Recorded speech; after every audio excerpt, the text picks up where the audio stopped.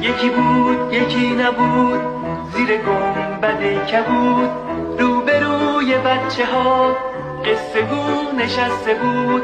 قصه گو قصه میگفت از کتاب قصه ها، قصه های پرنشاط، قصه های آشنا.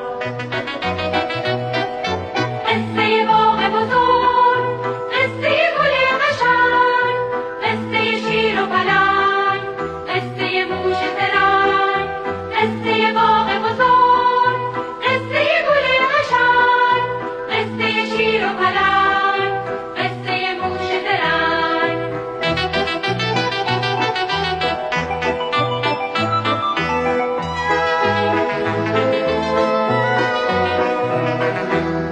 آقای حکایتی اسم قصه گوی ماست،